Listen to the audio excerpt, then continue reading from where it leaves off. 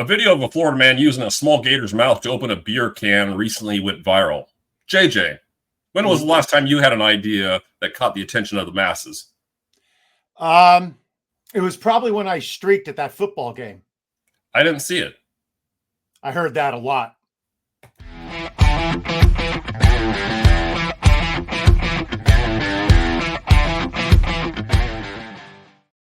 Some people will tell you to play it safe. We're here to tell you to go all out. Welcome to the All-Out Blitz. I'm your host, JJ Wenner, and I am joined by my distinguished co-host, Doug Orth. And tonight, we are talking about offensive lines. And although it sounds obvious, you need to care about the big men up front who make everything else possible. And to help us out, we welcome to the show a writer for Rotoballer and FTN Fantasy and an analyst for Player Profiler. Woo. You can find him on X at Fornek DF. It's Dan Fornek. How you doing, buddy? Still can't get used to Twitter being X, but other than that, I'm doing pretty good. I can't complain. I'm here. I'm ready to talk some trenches. It'll be a good time. Well, last night we tried to record. We had a little some issues, and Dan and I talked about teaching for about half an hour. It was a fantastic conversation, but not tonight. Tonight we're talking about offensive line. So, Dan, my question to you is offensive line isn't something you just write about. It's something you lived. Can you tell us a little bit about your experience? Yeah, of course. So for me, I followed the non-traditional path to becoming an offensive lineman. I was a very low-class, middle-rate tight end in high school. Got the idea in my head. I was like, I think I could play college football. I'm a decent athlete. I'm a tall kid. I weighed 210 pounds in high school. So I ended up walking on at the University of Dayton, and around the time I was coming in, they were phasing the tight end position out of the offense. And so they're like, well, you could be an offensive lineman. And I was like, okay, what's that mean? And they're like, well, you're going to, get your ass kicked in practice about 5 days a week for your freshman year, but you get to eat whatever you want, whenever you want. That's okay. Sign me up. So at the time, the head coach there, Mike Kelly, he had made it a point that, during his time that a walk-on had never played for him at the University of Dayton.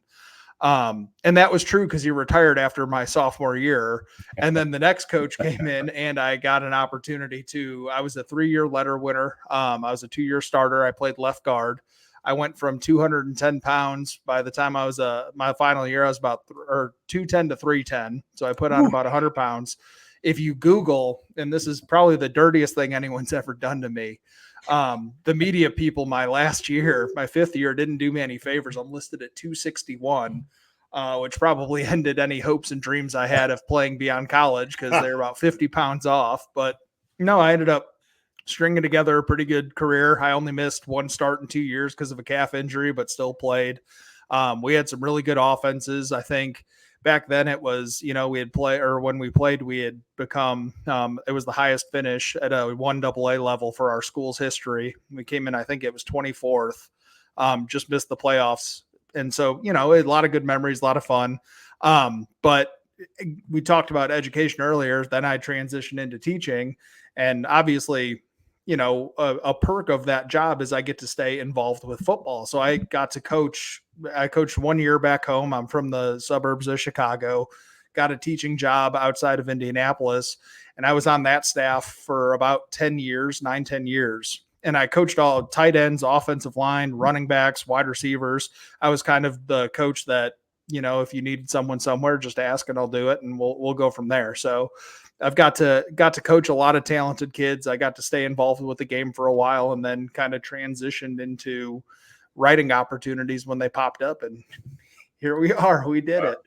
So when you were at Akron, who was the best player you faced? It was Dayton. No, it's fine. I wasn't good enough for Akron. It was probably the best player that I saw. I didn't face him, but the best player I saw my first 2 years at Dayton, there was a head coach in our conference at the University of San Diego by the name of Jim Harbaugh, Mhm. who had Josh Johnson, who's going on, I think, his 13th or 14th year. Yeah. And I can't imagine if he's not NFL fast, then I can't imagine what some of the guys look like on the field, because he would just disappear. I mean, he was a world beater. David Bakhtiari's brother was also on that team. He was a defensive end. He was a freak. There were just there would be guys where it's like, why are you here? And then you watch them play and it's like, oh shoot, like you're really good. And then, Harbaugh whooped our ass for 2 years and then went to Stanford, thankfully. And we actually got a chance to win conference then for a handful of years. Wow. That's impressive. That's impressive. So like on our show, like I always try to learn how people do what they do. There used to be a podcast by the FF engineer. He used to call it borrowing brilliance. So when you're starting your analysis on an offensive line, where do you start? So for me, I think the smartest, honestly, and this is going to sound, sometimes it's the idea of keep it simple, stupid. Like the first thing I'm going to do is I'm going to look at who's returning, who's the personnel, because I think with offensive line play, continuity is key. Like the more of your 5 starters that you retain year over year, the better you're going to be. It's a lot of offensive line play is almost intuition. Like it's a lot of communication. It's a lot of making sure when you see something, you know who you're blocking, you know where you're going. All of a sudden it's a different look. Like the longer your team, your unit plays together, the more important it is. And another wrinkle to this is also coaching. I mean, if you have, Stoutland with Philadelphia, it really doesn't matter who they put on the offensive line. I just believe they're going to be successful. The Titans with Bill Callahan, like they're just guys who get the most out of their players. And then, you also have to keep in mind too, like scheme matters too. I don't really care who's on Miami's offensive line. Like from a talent standpoint, I'm never going to rank them very high. Well, this year I'm not going to, because they don't really have anyone coming back that we care about. I mean, you have Teron Armstead, but he's a walking injury. Yeah. But in that offense, it doesn't matter because they just need to get moving horizontal and they run the wide zone, and the running back's job is to find the hole and just run as fast as they can. So we'll talk a little bit about Miami later. But the first place you want to start, personnel, returning starters, stuff like that. And then I look at the depth. Who are their depth pieces? Do they have experience?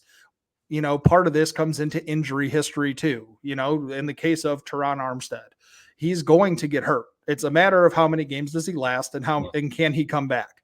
So does Miami have somebody that they can plug in who we know we can trust at the NFL level, or do they have, in this case this year, a rookie who is probably more of a project?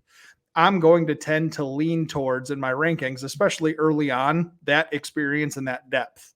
And then when you start to parse it, you start looking at like more advanced metrics. You're looking at pressure rate, you're looking at sacks, you're looking at time to throw. For running backs, I like yards before contact, because I think when we talk, a lot of people will say like this running back has great vision.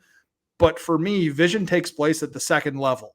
Everything that happens in the trenches is just blocking and knowing where your holes is, knowing what your reads are. And then if everything goes right, your ability to spring into those 10, 20-yard runs is the second level, and making that play and having vision and understanding what your outs are if a hole gets clogged. And then the last part's just having eyes. Like I having played it, having coached it, you learn what good stuff is, what bad stuff is. I think there was a clip last year that was going around with Evan Neal letting a guy just like walk by him on the inside. And it's one of those things and Evan Neal's not been good, so it would make sense that he would miss a block. But when you watch it, it's not his guy. He would be wrong if he came off and blocked that guy, because there's edge presence. So it's knowing, it's like, okay, that's the hot read. Like it's on the quarterback to get that ball out to his check down, to get it to, whatever their read is in that system, because there's going to be pressure. And it's also just an understanding. My ranks are going to change throughout the summer. I have teams probably higher now because I like what they're returning, but we may get to August, or we may get to September and October, November, the football months, and those are going to change. And it's okay to be wrong at this point. And, I'm going to be wrong, and that's okay. So that's kind of what the most basic thing. If you want to get started, look at who's returning, check how good they were. How many pressures did they give up? What was the backfield like them? What were they getting yards before contact? Those are kind of your very basic, if you want to consider offensive line and just paint it into your process. Like that's the easiest way to do it if you're looking to start. Dan, when analyzing offensive line play, are you more focused on the front five as a whole or how each individual grades out? It's going to kind of be a confluence. There are some teams where, Philadelphia, for example, Jordan Mailata is the top left tackle in football. Lane Johnson, you've probably got the number 2 right tackle in football because Penei Sewell exists. For the long time, you had Kelsey, and he's the top overall center. It didn't matter if he was 40 or 20. He was the best guy there was.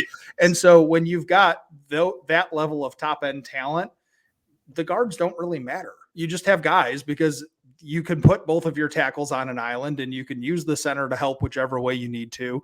So it's kind of like in general, I kind of look at the collective. I put everything together. What is the collective pressure rate?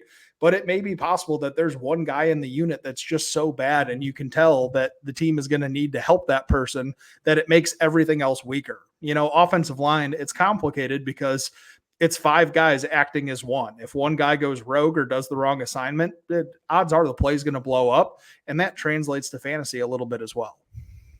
So now, as a guard, do you hold any one position on the offensive line as more important than the rest? Like if a team has a blindside tackle, whether it's in the case of Miami, you probably want a better right-sided guy because Tua is a lefty.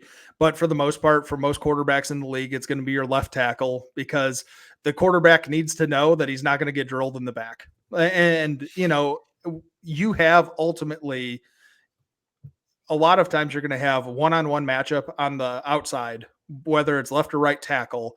And typically you'll have 3 guys to block 2 on the inside, whether that's a team bringing a blitz, if they run a 3 down, whether it's just a team that runs a 4-3 and they've got a 3 tech and a 1 tech, or now everyone runs like head up guys, but you have 3 people to figure out 2 on the interior, but on the edges, you have to be sound.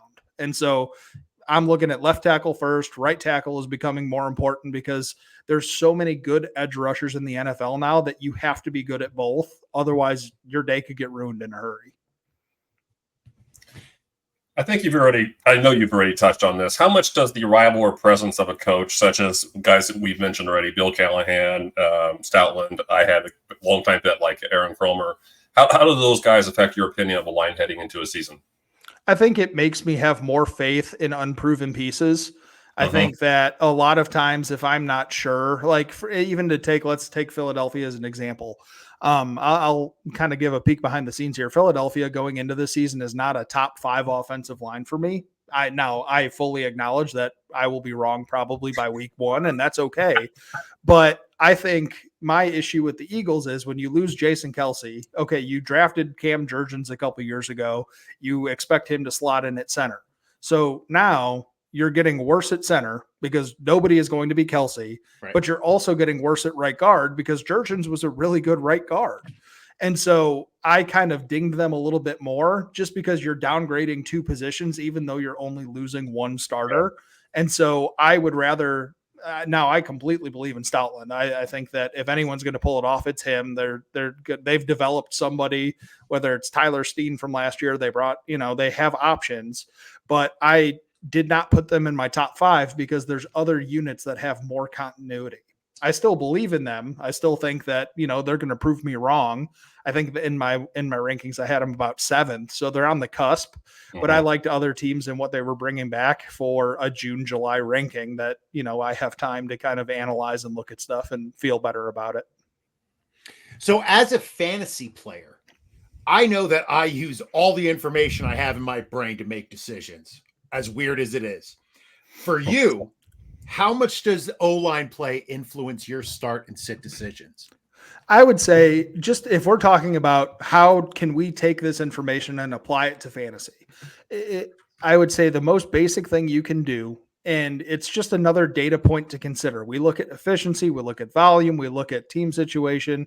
Do we believe the Chargers are going to pass more or run more? And we, with Harbaugh and Roman, and we look at all these different things.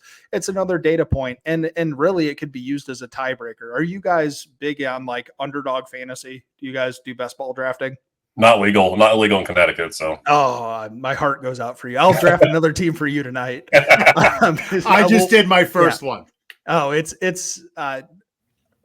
got to make sure my wife can't hear me. I don't know how many teams I've done, but we'll just keep that here. We'll say 5. It's always 5. Yeah, I've only done 5. But there's a block probably around round 6, 7, 8, where it's all the running backs because nobody's drafting running backs this year.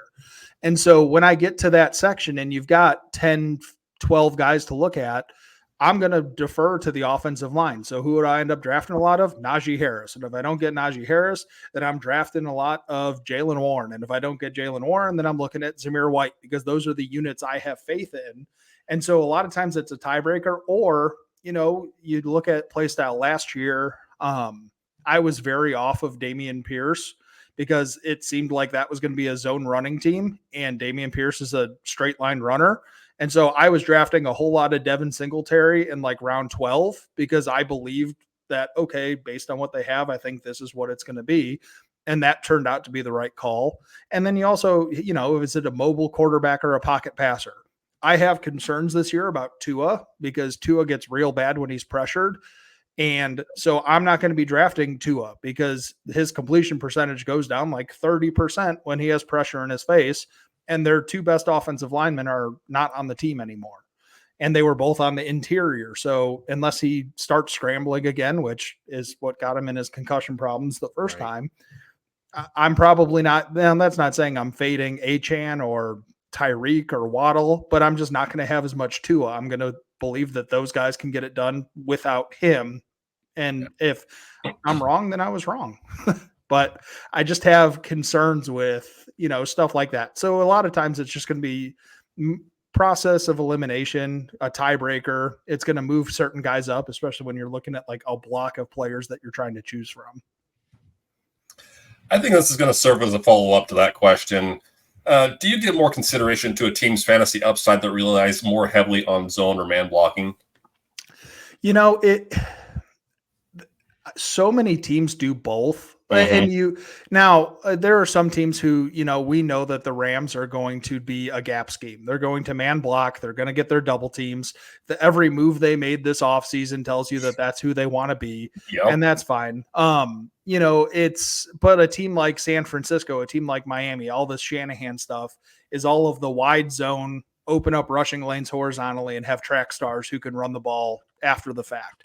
So I don't necessarily know that there's certain play styles, there's certain offensive line where it's like, okay, maybe a gap scheme, you're going to see more rushing touchdowns because they're going to straight line it and you're going to see more inside the 10 stuff, but you're probably going to get more boom or bust chunk plays from your guys who are running the wide zone.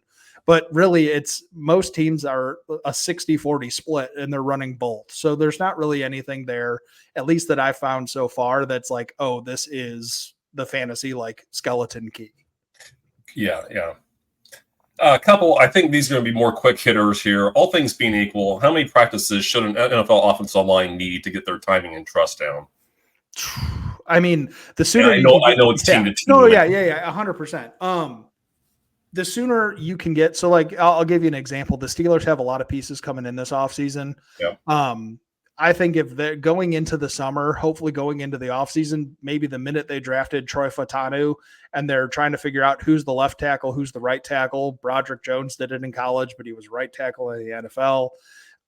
If you can get an entire summer, and just get into it, but like in real time, like in season, I'm always skeptical unless it's a guy who like Baltimore, Patrick McCarry. He's a swing tackle. He has been a swing tackle. He can play left. He can play right. He's used to both. But if you're in, the middle in the line of fire and the season's going on and you're like, oh, we'll just take our right tackle and move him to left. Yeah, right. I'm skeptical about that. And a great example would be Tampa Bay last year with Tristan Wirfs. They went into the offseason knowing that they wanted Wirfs to flip to left side. He did it, and was fantastic. He might be one of the best tackles in the NFL at this point, because now we know he can do it on the left and right side at the NFL level. Are you of the opinion that offensive line play isn't what it used to be? I mean, there are so many good offensive linemen when you go back through history, aren't there? They're just guys.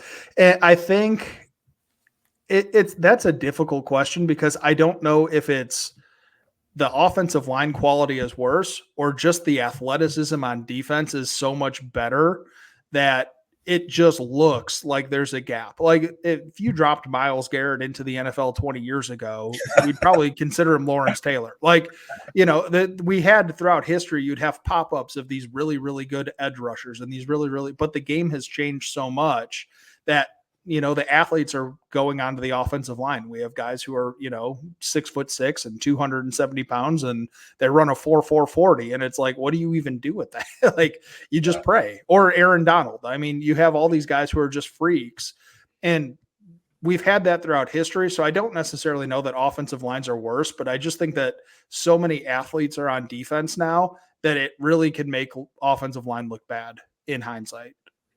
I also think the strategy is so much more advanced now. Mm-hmm. Oh, absolutely. Everyone, I mean, the analytics departments for these teams, everyone is so much smarter. Even when we were coaching, we would spend a weekend, or when I was coaching, I should say, we'd spend a weekend, we'd go over every team's film, and we'd have every tendency, and you just hand it to our player. And this is high school football. Like, yeah, hey, here's what you guys are going to see. If you see this, it's going to be this. If it looks like this guy's blitzing. Like, and that's with, an end zone cam that barely focuses. And these guys have every view, every angle, every, an analytics department that can break down every single thing you see.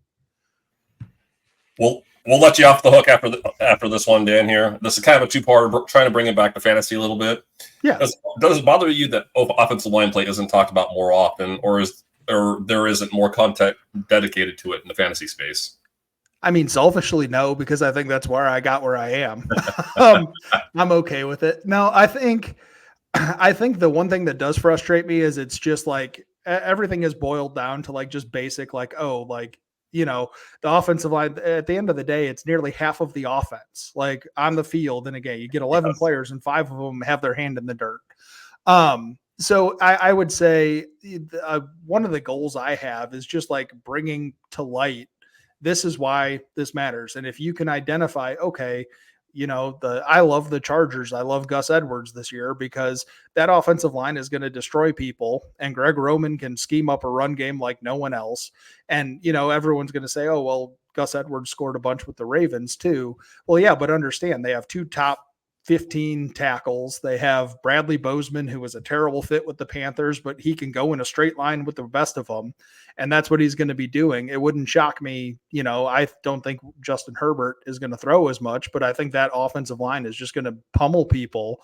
And then you get Gus Edwards or Kamani Vidal. Why pick one? Draft either, draft both. Like, be ready, because at any given week, especially talking about best ball right now. I was going to say that's the best ball coming out in you. Oh, 100%. Just draft one. and you know what? Hopefully you pick the right one, or it could be both of them. You just don't know. That's all I got. I was going to say, what is there anything that can be done to change the lack of content or the lack of focus on offensive line play in the industry, or is it just people learning the game more? I think it'll just be people learning the game more. I think it's very easy to sit there and even, and it's not even to put it on fantasy. I think just most general people, when you watch football, you're not looking at the offensive line. Like, you're looking at the quarterback, you're looking at the receiver, you're looking at the running back, you're going where the ball goes. Yep. So, understanding and sitting here and being like, oh, Devon Achane just sprung an 80-yard touchdown. Well, yeah, but there's the block that did it, like that one guy. And so, it's not worth being frustrated. All you could do is just point out the good things and try and bring awareness and find the things that correlate to fantasy. And over time, it'll either be accepted or I'll just continue to be like one of the 3 people who does it. Well, listen, that is exactly why you're tuning into the All-Out Blitz. That's why you have to follow all of Dan Fornek's work. We're going to actually get into the meat of the podcast. That was just like the little appetizer. But first, a word from our sponsors. We're not just a bunch of pretty faces here at IDP Plus. We have an entire suite of tools and rankings for both offense and defense.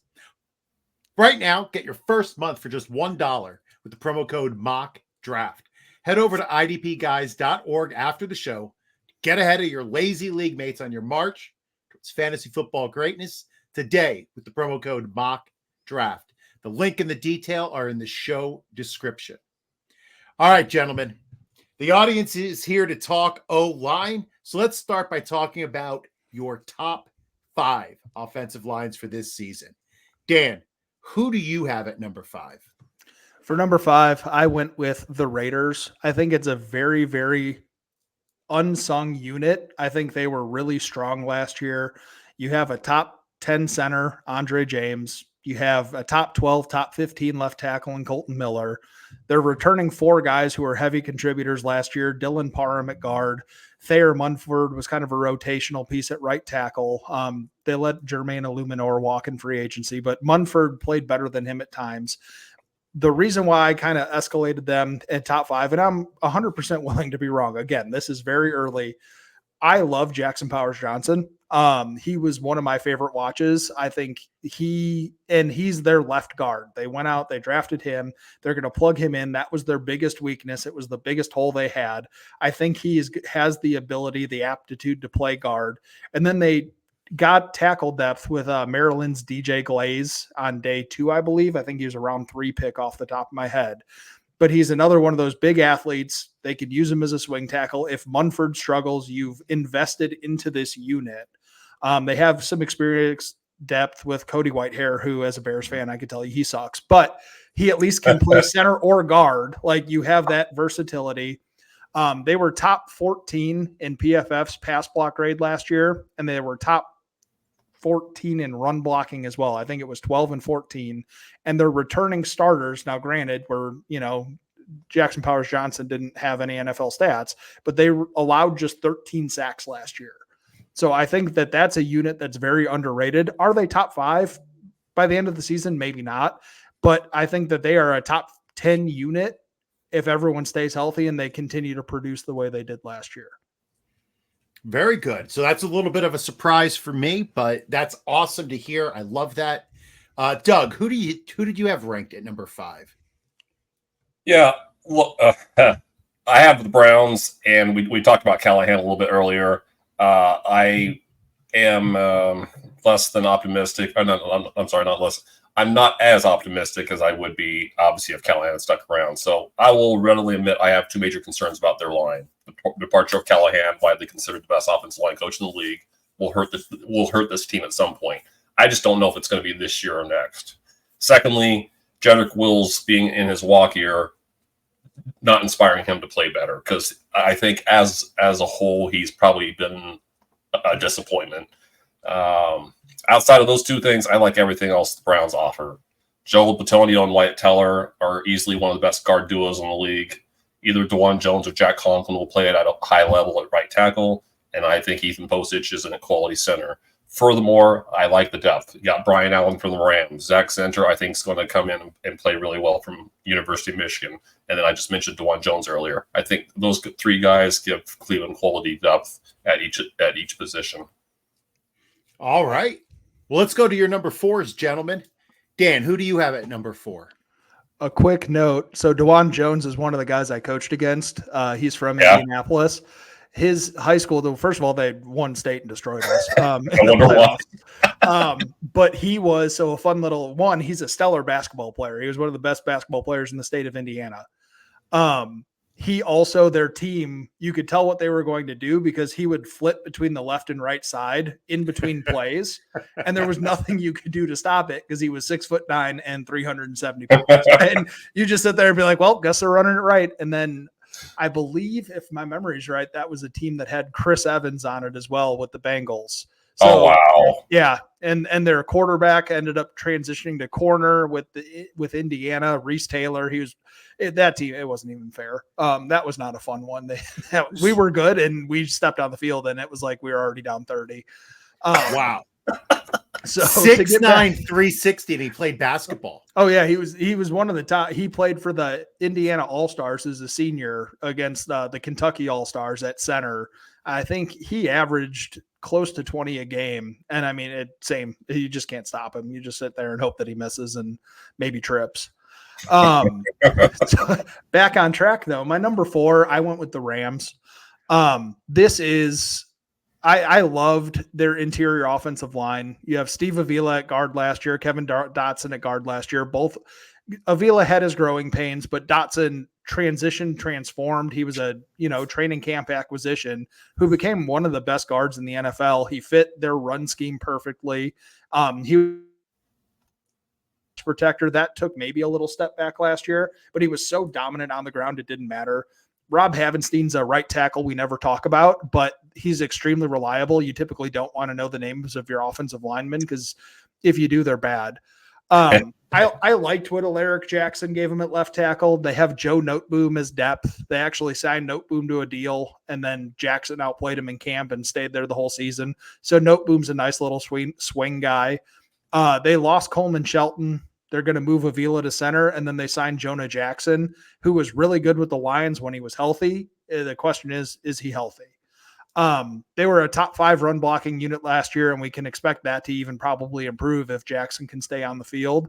And, Avila has some center experience in college, so it's not a completely new position change, but I would imagine they were pretty early on identifying the fact that they wanted to upgrade their guard position with Jackson. So he's probably had the offseason to kind of train at that. So I think the Rams are, the returning 4 starters.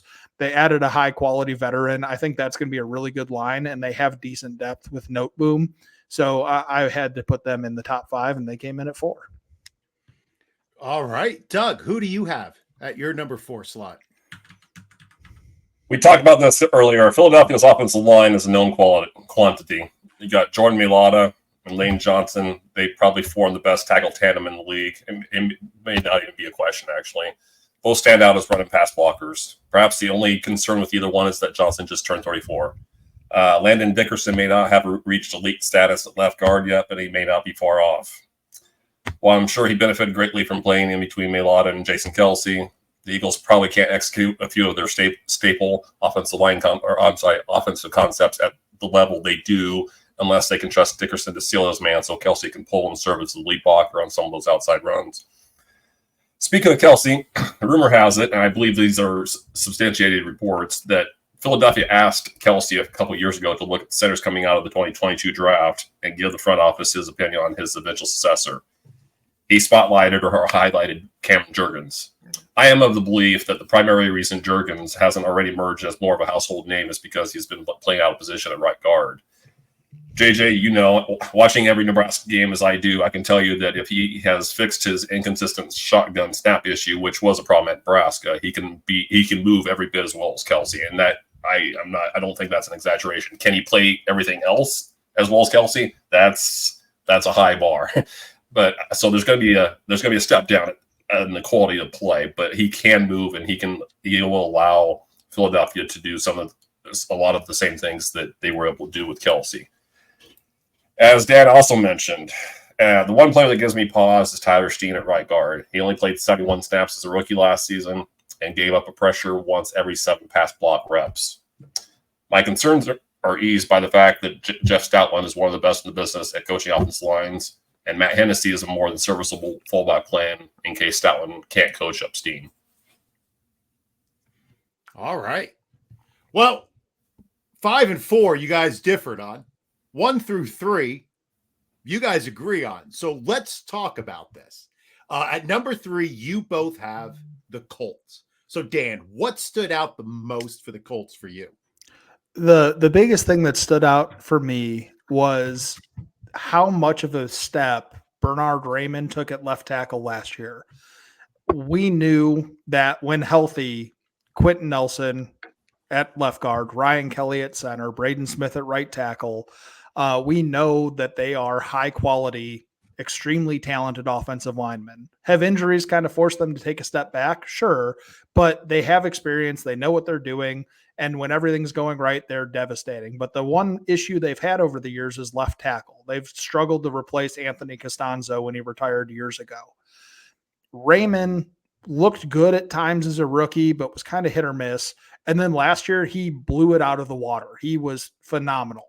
And so getting that growth, Will Freeze is the right guard. He had a better year.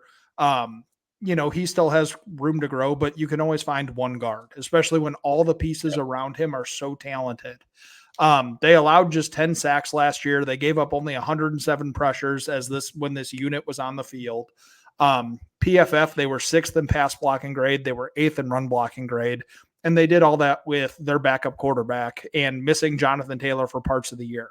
The Colts offense, I see no reason not to expect that offensive line to be good again next year, especially now that we can safely say that Bernard Raymond is an above average left tackle and not just a plug and play guy. He showed enough last year to where you could have a little bit more faith in him.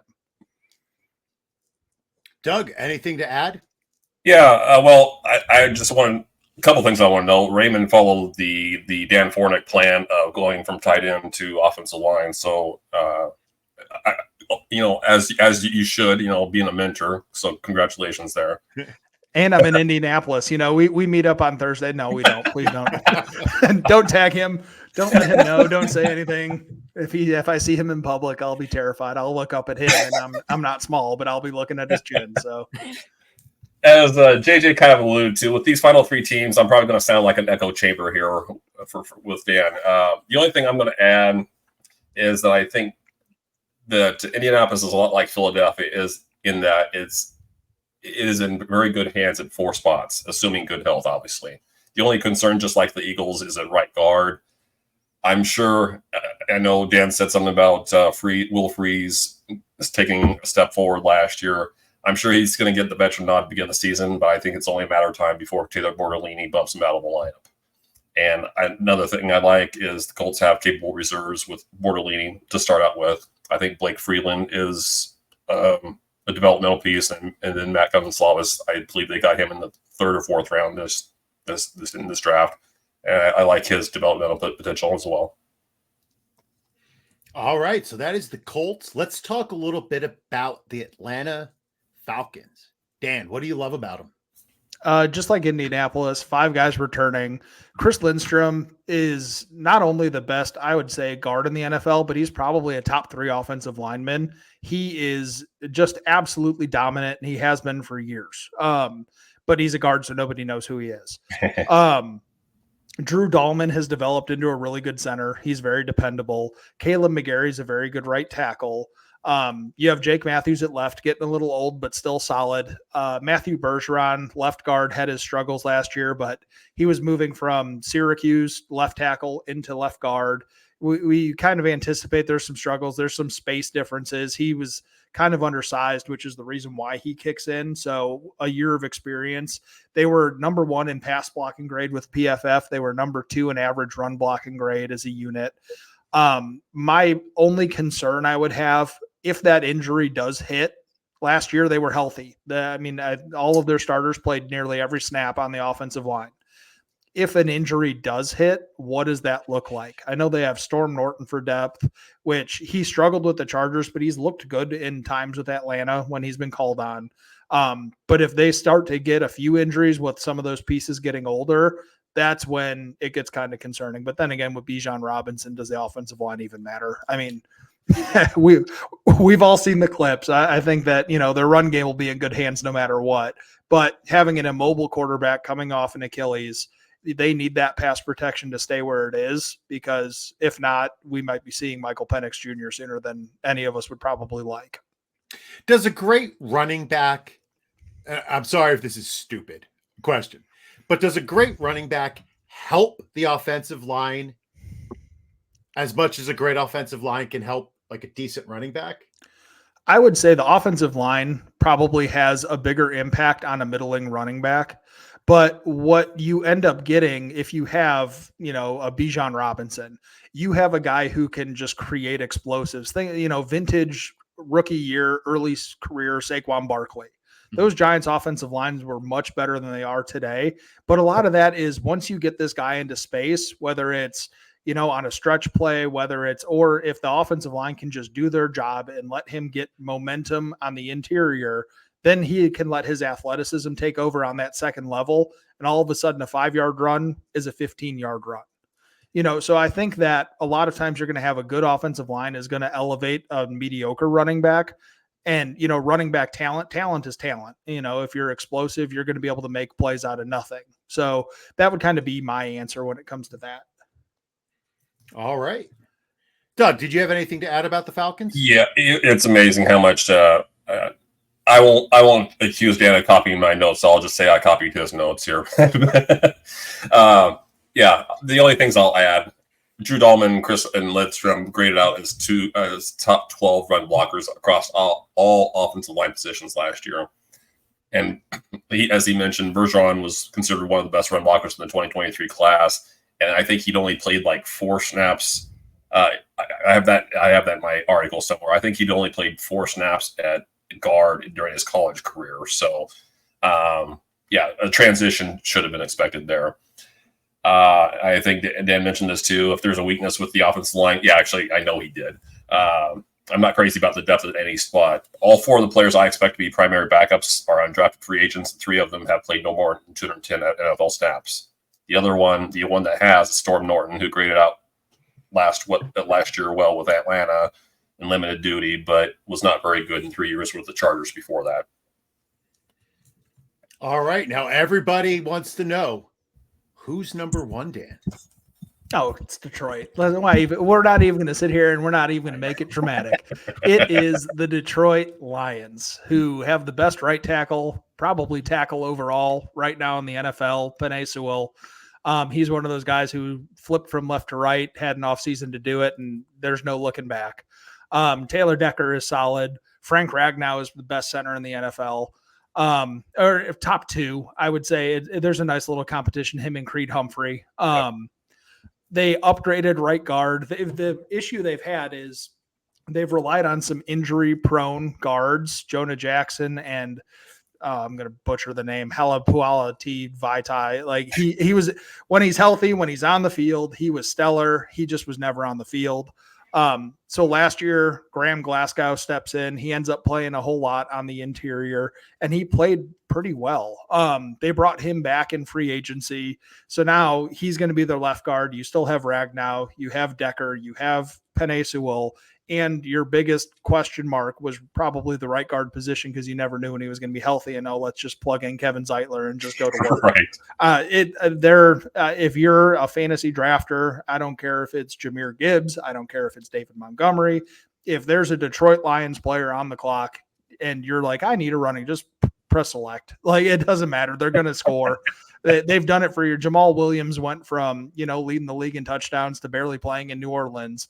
And it wasn't talent. It was probably just the fact that he couldn't get going behind a bad offensive line. So then there's your impact on fantasy. If Detroit's got the ball on the 5-yard line, they're going to score. Unless Jared Goff does something that Jared Goff does. But you could just trust that one of those running backs or any of those weapons, they're going to find a way. Now, I know one of the strengths of the Detroit rushing game is that they run so many different styles, right? Like they can do any type of run that they want. And most teams sort of like focus, right? They have a scheme that they follow. How hard is that on an offensive line to be multiple schemed?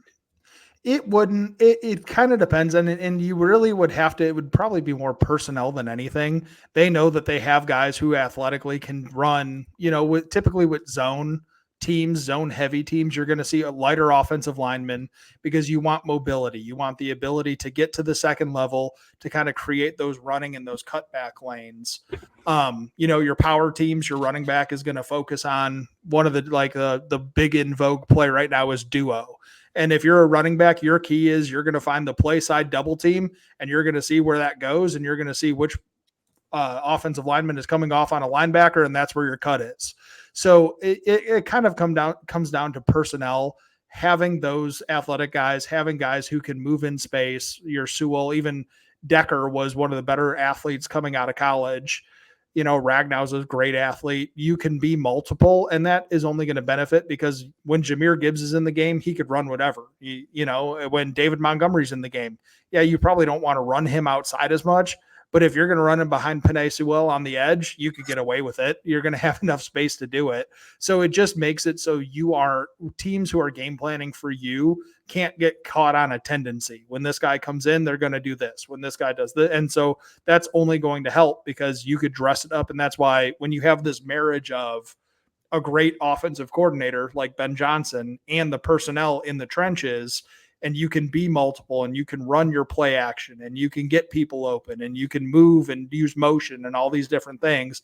As a defensive player, you're just in a blender. It's a nightmare. You don't know what is coming and when it's coming, and you better just hope you're right. Doug, Detroit. Again, Dan nailed it. And there's no reason to pretend like it's a surprise either. All I want to add, I think this line has a chance of being better than it was last year, so at least slightly better.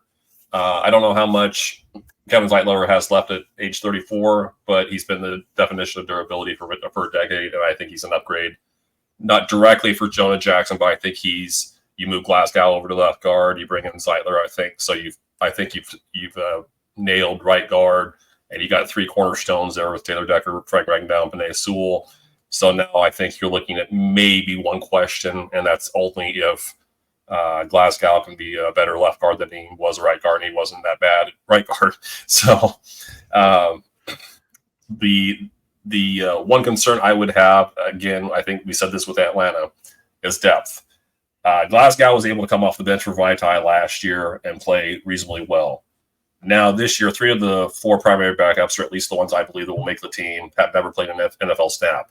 2 of them are day 3 rookies and very much developmental players. I'm talking about Christian Mahogany and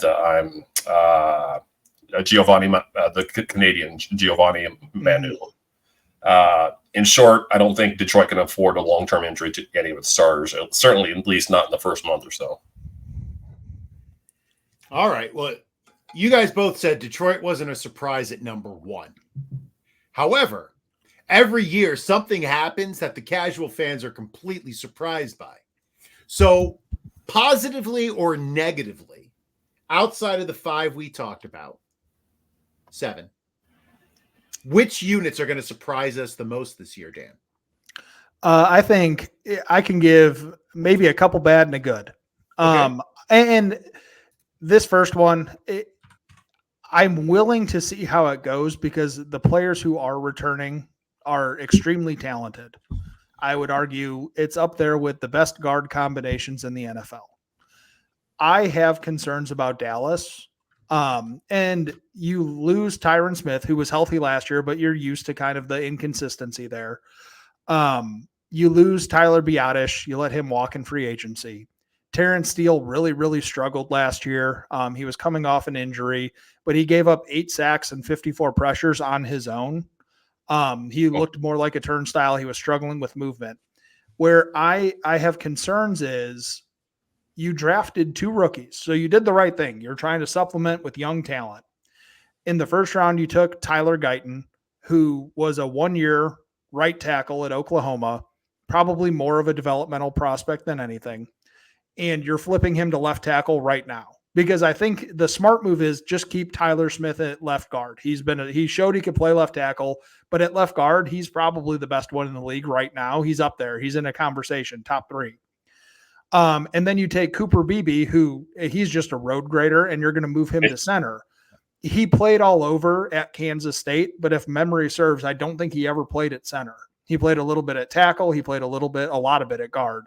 And I think he can do it, but that's one unit. And then you look and you've got, your explosive playmaker in the backfield's gone. So you're going to see more up the middle runs, which, Zach Martin is still stellar. Like I said, Tyler Smith is still stellar, but I struggle with Dallas. And I think it's just going to be some growing pains, especially early in the year. This one isn't a secret. I think Miami is in trouble. I think you can still get the explosive plays. And this is not an indictment on Tyreek. It's not an indictment on Devon Achane. I'm drafting both of them when I get the opportunities. But your 2 best offensive linemen last year were probably Robert Hunt, who struggled with hamstring injuries, but he didn't allow a sack. He only gave up 5 pressures in the games he played. You had Connor Williams, who went from being a really good left guard to one of the better centers in the NFL. Now he tore up his knee, but they don't even have the money to bring him back if they wanted to pretend. And you're relying on a lot of players who were your depth guys last year. But the problem was we got to see some of them last year because of injuries, and they weren't really good. And then you add in the fact Teron Armstead can't stay healthy. He's never been able to stay healthy. Isaiah Wynn, you're plugging in at left guard. The problem with him going into last year was he couldn't stay healthy. And guess what? He didn't stay healthy again. Jordan Morgan from Arizona, he's not really going to be a guard. So you have your depth for Teron Armstead, but you don't really have anything else in the middle, especially. And Tua's not a mobile quarterback. He's not a runner. And his production dipped massively. I believe he had a 40% completion percentage under pressure last year. Can I stop you there for a second? Yeah, I think you said Jordan Morgan. I don't think you meant Jordan Morgan. No, Patrick Paul. I'm sorry, from Houston. Yeah. Yep. Patrick Paul. Jordan Morgan, we're going to talk about him in a little bit. Yes, Patrick Paul from Houston. Thank you. But some of his tape as well, really bad. He was getting beat, and Houston is not playing, an SEC schedule. So right. He's playing guys who there should be a significant talent gap. Now, can he get there? Absolutely. And, there's not a player who gets the NFL who doesn't have the talent to be at least worthy of being in the NFL. But if you're relying on him in year one, then I have concerns. But I don't want to be just negative. So a team that I'm really excited about is Tampa Bay. I think Tristan Wirfs showed that he's a very good left tackle after never playing left tackle at the NFL. Gave up just 24 pressures last year. Luke Goedeke was an abysmal left guard, and they put him at right tackle, and he found a home. Like he was stellar. He gave up just 40 pressures all of last season. Cody Mauch was a guy making the jump from FCS to the NFL. He struggled with play strength. He struggled on the interior, but I'm willing to give him a second year because that's such a leap to make. And then to be the day one starter. And then they drafted Graham Barton. He played left tackle at Duke. He played a little bit of center early on. He's probably going to be the team starting center. And for a lot of people, for draft analyst wise, many considered him arguably the best center in this class because he's got that mobility. He has short arms, but he's a really good athlete. He's a really mean run blocker. And I think he's going to kind of galvanize that unit where, we could be looking at three really good starters with Wirfs, Goedeke, and Barton. And you have the early draft capital on an FCS guy and Cody Mauch. If he takes that step and he acclimates to the NFL, this is going to be an offensive line I feel really good about. And I think a lot of Rashad White's problems behind the line of scrimmage last year, those, with efficiency, those become lesser. Awesome. Doug, do you have any surprises for us? I initially had two, but given the way that we're going to, I had bumped one until later because to answer another question. So I'm just going to go with one. And I decided when I woke up this morning, I chose chaos. So I'm going to put it down on the spot here. So here we go. Like I said, because I want to save my good surprise for later, I'm going to go with my bad surprise here and make it my only one. Dan, I'm going to need you to convince me why I should be excited about the Packers front five. My question is not so much one of talent. I like the future in Green Bay. You got Rasheed Walker, Zach Tom, and Jordan Morgan. But I'm probably most concerned about what happens if Tom's torn pectoral keeps him out until, say, November. If that happens, Jordan Morgan has to play a role right away, and I think it drastically downgrades the entire right side of the line. I'm also not crazy about the depth, although I recognize Green Bay has versatile pieces like Elton Jenkins to mix and match. Problem is, I don't think the Packers can afford to move him around given the current circumstance. For me, it really came down to that versatility. I liked what I saw from Rasheed Walker. And if you're looking for, and he wasn't expected to play last year, they hoped that Bakhtiari would stay healthy, and then he didn't because that's just what he's kind of become, unfortunately. But especially if you turn on the Chargers tape when they still had, they had Max still going. I think Bosa, that might be the game he got hurt. It's hard off the top of my head, but I mean, he was just demolishing people. And I think he played better than anyone expected. And so you kind of uncovered this diamond in the rough left tackle, which is what Green Bay has done for my entire life. As a Bears fan, I can say that. I think Zach Tom, if he does miss time, there is some concern. Talent-wise, though, I would put Zach Tom in the top 10 right tackles. I think he's shown it. And they even had conversations this offseason, too, of potentially moving him inside. Which if you do that, then you have Jordan Morgan, who was a very early day one draft pick. You can slide him at right tackle. So, and then Elgin Jenkins, like you said, he hasn't been the same since tearing up his knee, but I think he's a very, very good guard who in a pinch can play tackle. He can play left. He can play right. We've seen him do all of it. The only thing he really hasn't done is center. I'm willing to concede. I think they came in for me at number 8. That I'm probably a bit high, but like I said early on, I value experience, I value continuity. And then when you add a day one pick into that mix, I'm going to come in early, pretty high on them. And then the season will kind of shake that out. And, I still think they're probably top 15, top 12 unit, but just with what other teams have lost, we'll talk about one later that I think Baltimore, I can't in good faith have the Packers lower than a team when they return 4 key contributors, and I think 2 of them are very good. All right, gentlemen. One of the things I enjoy most in life, besides some good bourbon and music, is when smart people disagree.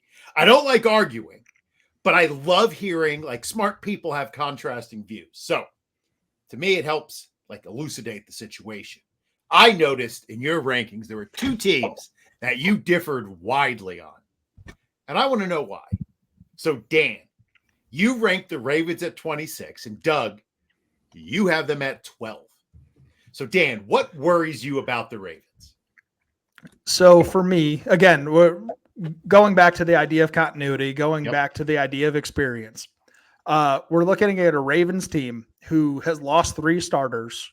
2 of them we would say are above average, very good for their position. Morgan Moses at right tackle and Kevin Zeitler at right guard. John Simpson was probably better than anyone would have expected last year at left guard. You look at Ronnie Stanley at left tackle. He's another one of these guys. He's getting a little bit long in the tooth. He's missing a lot more snaps. Tyler Linderbaum, fantastic. Don't change a thing. You're probably one of the top 3 centers in the NFL. You just be you, man. I struggle because I don't know that they did enough to fill some of those gaps. Their left guard is probably going to be a day 3 guy from 2023. Right now, it looks like Andrew Voorhees. He was the one who famously tore up his knee at the combine, fell in the draft. He was probably a day 2 pick. But so you have that. He didn't play at all last year. You also have Amave. I can't even say this guy's name. From Oregon. Hold on. I'm going to do this. I'm going to sound it out because that's what English teachers do, right? Amen. It is Malasala Amave Laulu. We're going to just roll with that. I apologize to him and his family if that was butchered. He was a round 6 guy. He was in competition last year, lost the job to John Simpson. Didn't really get too much because the unit mainly on the interior stayed healthy. You have Ben Cleveland at right guard. He's been a good rotational piece over the years, but he's never played a ton of snaps. And then at right tackle, you have a decision to make because you have Roger Rosengarten, day 2 pick out of Washington, really good athlete, can probably be a good pass protector, but he needs to put on some weight. He's a little bit light. He got pushed around at times in college. Or you could go with Patrick McCarry, but the problem is if he's your swing tackle and you don't trust Ronnie Stanley to stay healthy, I would rather kind of have McCarry in that reserve role because he can play both sides. If Stanley's staying healthy and Rosengarten is struggling, you put McCarry in there. If Ronnie Stanley gets hurt and Rosengarten's holding his own, you can plug McCarry in there. But if you go into the season with him as the right tackle, I don't know that I trust a rookie who needs to put on some strength and some weight to be your swing tackle next year. So for me going in, they have 3 major holes. They have 1 question mark, and that's if Ronnie Stanley can stay on the field. And Tyler Linderbaum, again, is great. We're not even talking about him because he's so good that you can get away with it. So I look at an offensive line where I have questions about 4 positions coming into the season.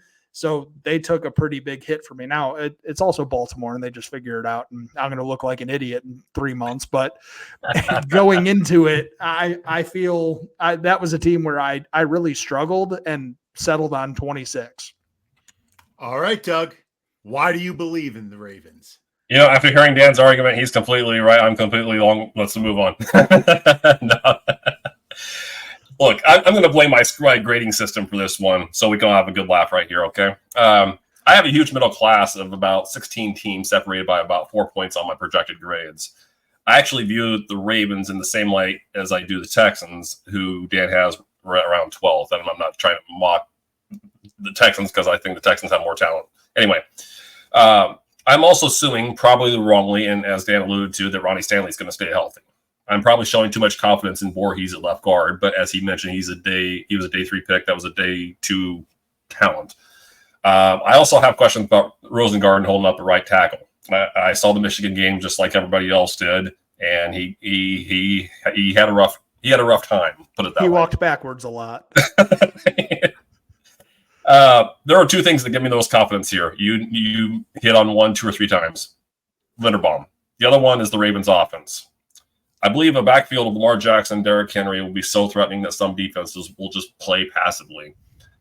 Even the slightest bit of hesitation on the defense's part makes a job of the offensive lineman so much easier. I believe on some level, that is one reason why the Ravens were willing to kind of mostly neglect adding resources to the offensive line this offseason.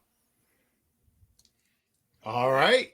The second team that you disagreed on was an even bigger difference. Doug, you had the Panthers at 10 overall, and Dan, you have them at 27. So, Doug, why are you high on Carolina? Sorry. Kids, don't do drugs, okay? They're very bad. I'm in education. They're very bad. Definitely do not. This is another one that's probably a pie in the sky ranking here. Admittedly, there are many things that could make my call look silly here. Biggest question in my mind is Austin Corbett, who has never taken a snap at center in his college or pro career. He was a left tackle in Nevada and been primarily a guard as a pro. If one thing gives me comfort, it would be that the center to guard or guard to center transition is probably the easiest to make on the offensive line. Steve Abilaw is doing it this year for the Rams, and talk about butchering a name here. Hjalta Froholt did it recently for the Cardinals. I think Dan said this in his piece for one of the many websites that he works for. Ike Ekwonu has got to get better as a pass blocker. Although I do believe the emphasis on the run game that's going to be a part of Dave Canales' offense is going to help him become grade out better as a pass blocker. So by extension, if the run action, the play action is going to help him give him that split second to set and be a better pass blocker, then I think his pass blocking will eventually move closer to his run blocking, which is really good. That's what I gave you was kind of the glass half empty view so far. They added Damian Lewis. He's no world beater, but he's better than anything Carolina ran out at left guard last year. Taylor Moton has been a rock at right tackle for several years. Last but not least, we have the aforementioned, probably 20 minutes ago at this time, Robert Hunt, the new $100 million man there. Teams can start seeing significant improvement on the offensive line when they're able to shore up at least one side. And I think that's what the addition of Hunt does. It gives the Panthers a very formidable right side with him and Moton. Then you got the additions of Lewis and Hunt allow Brady Christensen to serve more as a utility player, and the addition of Josh Neiman from Green Bay gives Carolina some decent insurance at at tackle. So, in my mind, if everything goes in according to my pie in the sky thinking here, Austin Corbett really just needs to transition quickly to center, and I like everything else that Carolina has. So, Dan, what are your concerns? A lot of it was hit on. Ike Ekwonu cannot pass protect to save his life. 11 sacks, 44 pressures last year. He looks, to be fair to him, his whole thing coming out from NC State was he is going to just blast you in the run game. Yeah. And the pass protection was a work in progress. And now he's had, to be fair, inconsistencies with coaching and all that different stuff. So it's not fair to say that he is terrible. There's been a lot of variables for him, but you also haven't seen growth in that area. And when you have a small quarterback who, you're worried about him taking hits, especially on that left side of the offensive line, I weigh that pretty heavily. Taylor Moton, study vet at right tackle. He had his own struggles with pressures last year. He gave up 41 of them himself. So that means your two bookends gave up 85 pressures on their own. And, one of the things we brought up earlier, I think it was the Rams gave up 100 as a team, as a unit. So and kind of what we alluded to earlier, and I want to bring it up, and I was going to bring it up with the Ravens. For all of you watching for fantasy, that's not saying don't draft Lamar Jackson. Like, if there is one quarterback who I have absolute faith can mitigate pressure because he's faster than everyone else, it's Lamar Jackson. But it is something to consider where if you're, on the fence, or you're like, oh, I don't know how, or Derrick Henry has been running behind bad offensive lines for years. The human body will break down, but he just may not have the clear runway that we're hoping for. And then you add in the fact you have Lamar, and that helps that. Damian Lewis is just like, that's my note. He is he was fine with Seattle, but Seattle has famously had interior offensive line issues, and that's where he was for years. My biggest concern, aside from Austin Corbett, who I agree with completely, what does that look like at center? He struggled in general last year coming off a knee injury, but a year to get healthy, he should be better. We don't know what it looks like at center. My big concern with them, and I understand the Panthers could be a big climber for me, and I could be very wrong, is Robert Hunt the same player outside of Miami? Because that team is so good at scheme, and they're so good at motion, and Tua gets the ball out so fast. Is Robert Hunt really good, or was the offensive scheme so good that it didn't matter? And I think he's worthy of the contract he got. And I want to say, watching him last year, he was destroying people. He looked stellar. But when you're running, you're running wide zone, when you know that the ball's going to be out very, very fast, and you just have to get hands on a guy. I have concerns. Now, if there's a head coach this year that I trust, and it's Dave Canales, I love that offense. I love the pieces of that offense. I love that none of them are expensive in fantasy. I'm drafting, Panthers everywhere I can.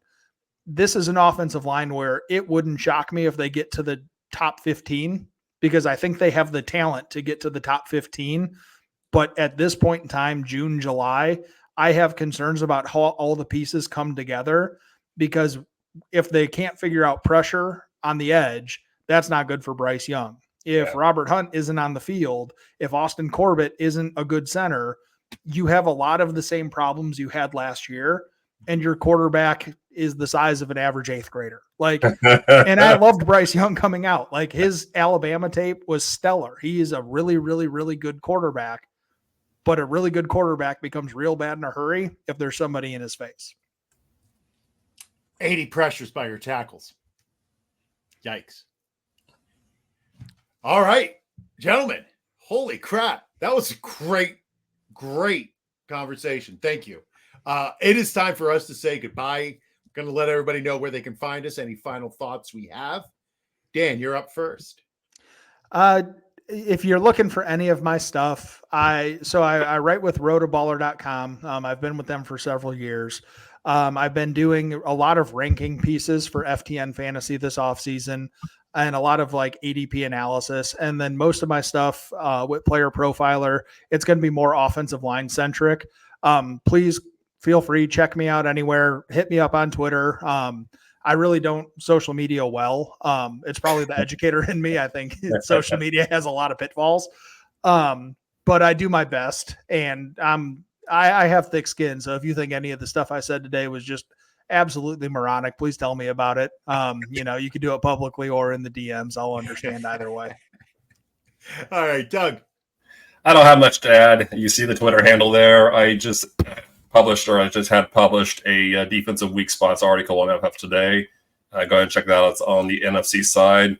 As I talk about on a regular basis now, it's like 9,000 or 10,000 words of my finest work. So there you have at it. I'm at JJ Wenner on Twitter. A very special thank you to Dan for joining us, for your flexibility. Make sure you are checking out his work, Rotoballer FTN Player Profiler. It's fantastic. Thank you to Doug for all of your help with this pod, and the whole crew at IDP Plus for producing.